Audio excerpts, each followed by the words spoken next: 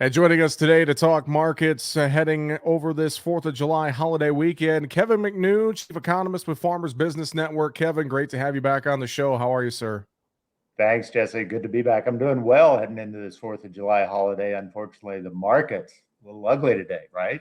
Ooh, market's really ugly here heading into the 4th of July and just a lot of things to unpack.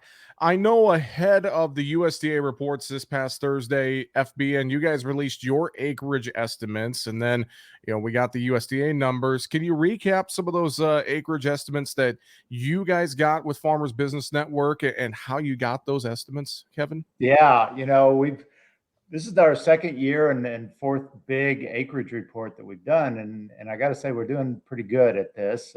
Cross my fingers for next year, but our cornerstone is really our farmers. Our farmers have always valued and trusted FBN with their data, and so we get a whole bunch of farmers that respond to our surveys during these key times to give us those planted acreage decisions, not only in March but also in June. And it's really proven valuable for our farmers to get that information ahead of the report because it gives them guidance. So on Monday, ahead of the report, we were able to tell farmers that, hey, the soybean number looks like it's going to be quite a bit lighter than what the trade has. And it turned out to be the case. The trade got shocked by a really low soy planting number. The story we're hearing is Eastern Corn Belt guys in particular kind of throttled back soy expectations from March. Probably some of that corn price rally helped do that, but also some glyphosate availability issues. That's a key thing for guys wanting to use Roundup Ready beans, and so without that glyphosate, I think they kind of move back to corn. And then the planting problems in the northern plains obviously took some acres down there too. So I think that soy number is exceptionally friendly. It was a little shocking to see soy really kind of fall below 14 on November heading into the weekend, but there's a whole lot of growing season left here.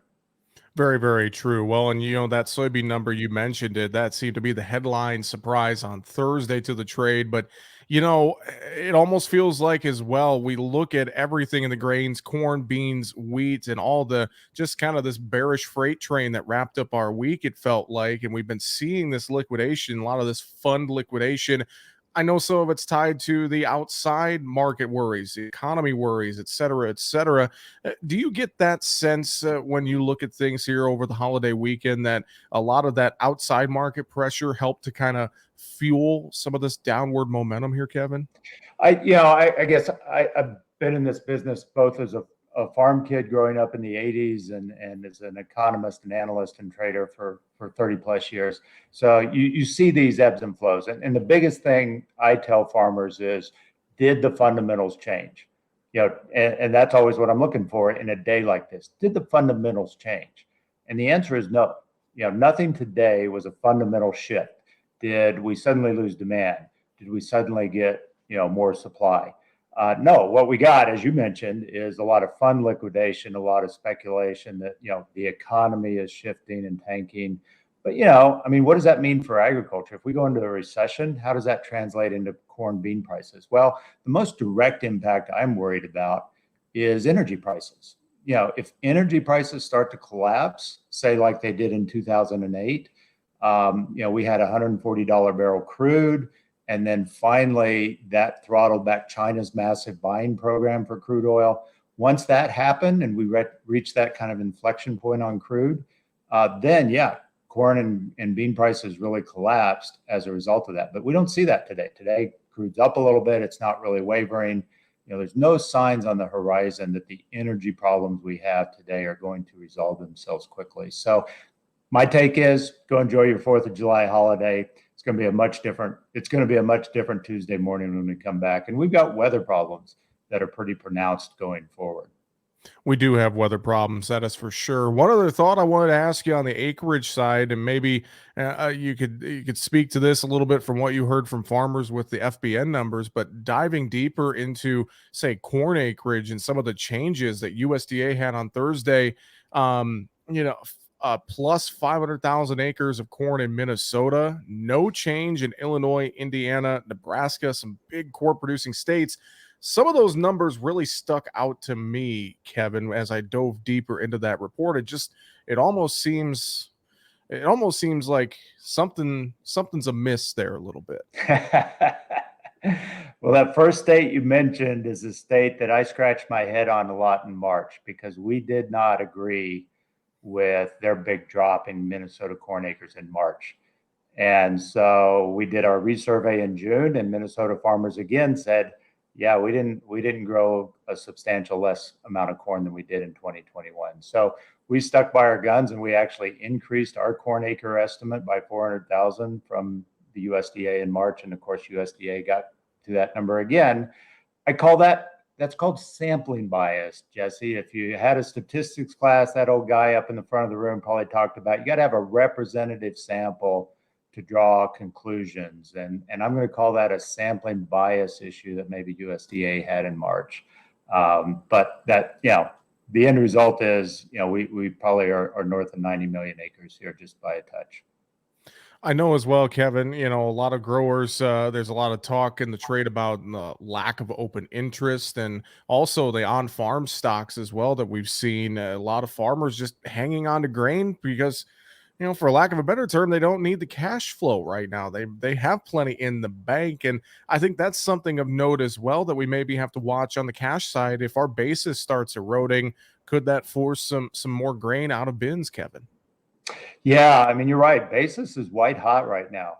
Heading into July's first notice day, we saw a spot basis really climbing in core Midwest areas. And I can tell you, we're tracking basis down in the feedlot regions in the Southwest Plains of Texas. We got plus $2, plus 250 spot corn basis in those areas. So those feedlot guys, they want corn. They got to pay up through the nose for it. And, what my take is that there's still end users out there. They may not like the prices they're paying, but they still need it. There's still a demand out there that has yet to be destroyed at the price levels we're at. And so I feel good about that as we head forward. I know, like I said, today's not a day you want to see, but I don't want people to think this is a paradigm shift. I think there's a lot of this story still left to play out. Well, Friday's livestock trade was at least something to maybe go home to the weekend on a positive note with good strength in cattle and in hogs, a bit of a rebound there after the quarterly hogs and pigs report Wednesday came out, and then Thursday's trade wasn't very good in the hog market. But as you look overall at livestock, cattle, and hogs, anything of note stand out to you there, Kevin? Yeah, overall, I think that sector is going to see high prices. There is a declining supply of cattle, of hogs, and it's just kind of the right balance for both the livestock guys to keep prices up and the feed numbers to continue to be strong as well. So, we got our quarterly stocks number. Especially in corn, we're looking for that feed use to be destroyed. And we didn't see it. We saw really, really good feed use numbers. So I take this to mean that, all of this inflation that has been passed on to the consumer is actually working in the farmer's favor. There's no kind of like place they can go. The consumer can't go run and hide or shift out of something else. Everything's high priced.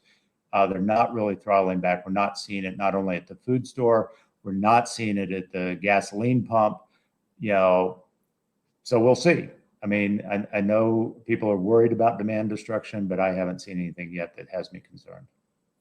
Well, Kevin, before we run out of time, any other final thoughts you want to share with us here today as we take a step back and look at everything getting here into the month of July? I think it's just I think keep the course. Farmers need to grow, and this is the start of a long-term market that we've been in for quite some time. Really got to go back to August 2020 when we sort of bottomed out at $3 corn, and we really just kind of been on this long-term bull market. I don't see it subsiding. We're going to dip and we're going to zig and zag, and take some breathers like we're doing now. But I firmly expect we're going to be in similar price environments, not only on the grain price side, but unfortunately on the cost side. Going and buying your glyphosate, getting your fertilizer in 2023, you're not going to see much price relief there. So get to thinking about 2023, even as you're driving the tractor on that 22 crop, because you're going to have to make some decisions not too soon about that. Well, we appreciate the time. With that, Kevin McNew, Chief Economist with Farmers Business Network. Find more online, fbn.com. Kevin, enjoy your holiday, sir. Thanks so much for the time. Thank you, Jesse.